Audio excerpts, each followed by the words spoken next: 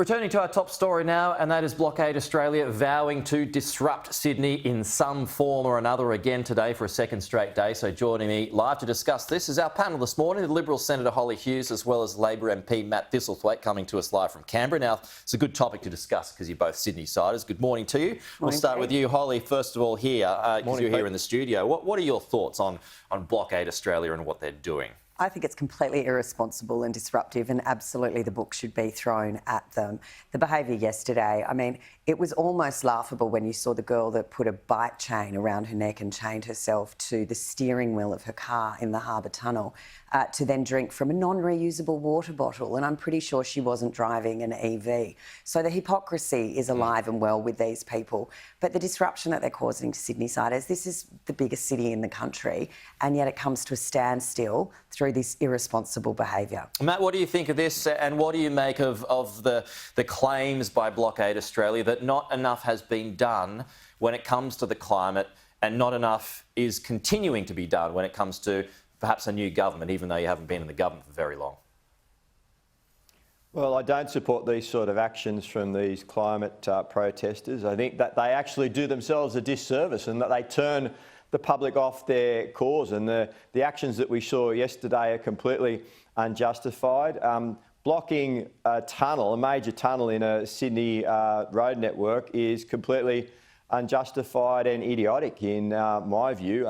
You just turn people off, and when people are trying to get to work, get their kids to school, actions like that don't do their cause any good. And the New South Wales government, with the support of the Labor Party in the state parliament, recently lifted the fines, including jail terms for actions like that. And I've got no doubt that you're going to see these protesters prosecuted for those actions in the coming days.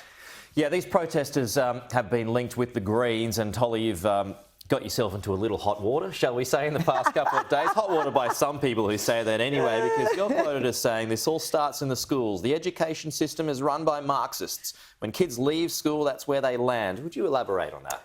Well, it turns out Marxists don't like being called Marxists, apparently, but we do know that in the education department there is a very strong left-wing bent, and anyone that denies that either doesn't have kids at school or aren't seeing what's happening, even with the curriculum. The curriculum is moving so far to the left these days.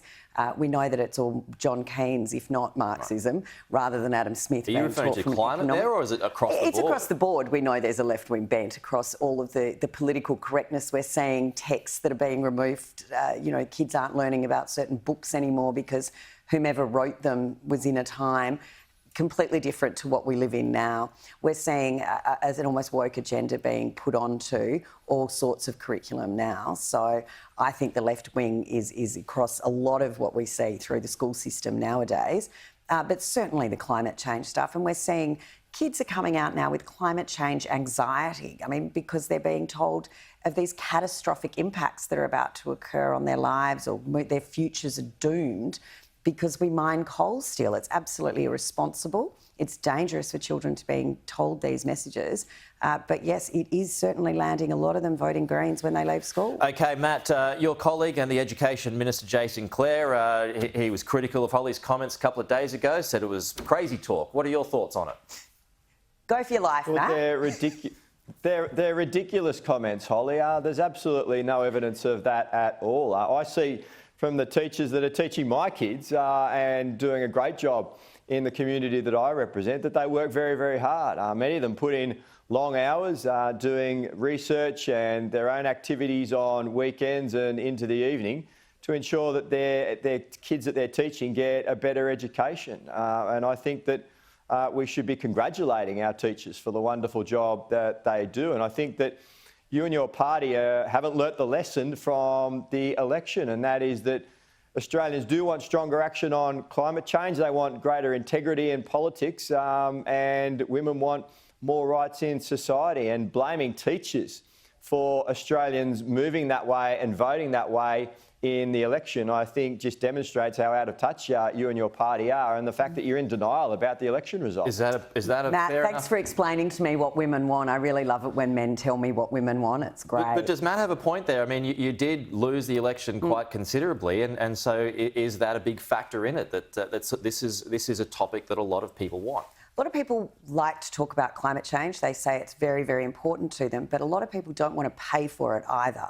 And they want to make sure they can turn their dishwashers on after 6 o'clock at night. They want to be able to turn their lights on. What people don't seem to understand, and I'm a fan of renewables, if we could have renewables and a cleaner environment and everything was hunky-dory and everything could work, we could have affordable, reliable baseload power through a renewable system, that'd be great. But the technology just doesn't exist, and no one is being honest and upfront about that. The battery storage does not exist at this stage. Technology will catch up, but it is not there at the moment. You can't charge an electric vehicle overnight using solar panels because a battery goes out within 2 hours and then requires fossil fuels to recharge. No one's prepared to have the true conversation. A quick one here, because there's another topic I want to get to, but nuclear, do you? Absolutely, I support nuclear. What about you, Matt? Do you want to go down that road? It's not the Labor Party's policy to support nuclear energy. It's more costly to generate electricity through that means. You're talking about at least 10 years. We're talking about small modular nuclear, Matt. We're not talking about a big old Chernobyl-style nuclear power station. And the question that Holly and others won't ask is, where does it go? Where is it going to go? Whose electorate is it going to go in?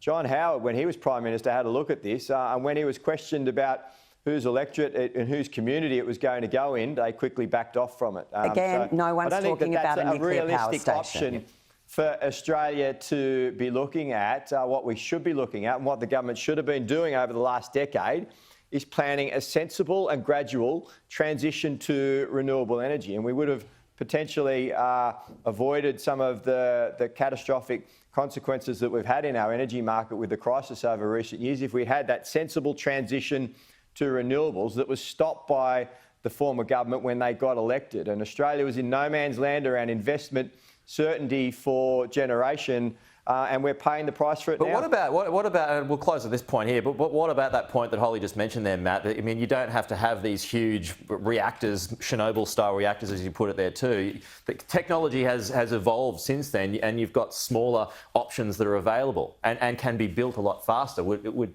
that not work?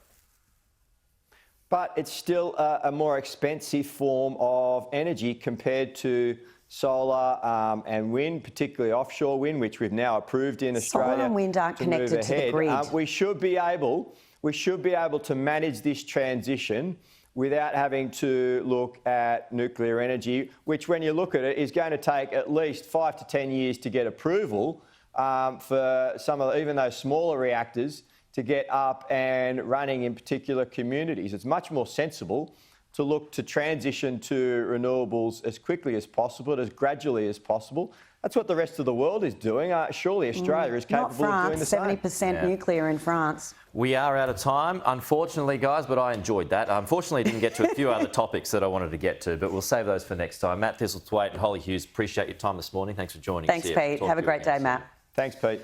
Authorities in the United States say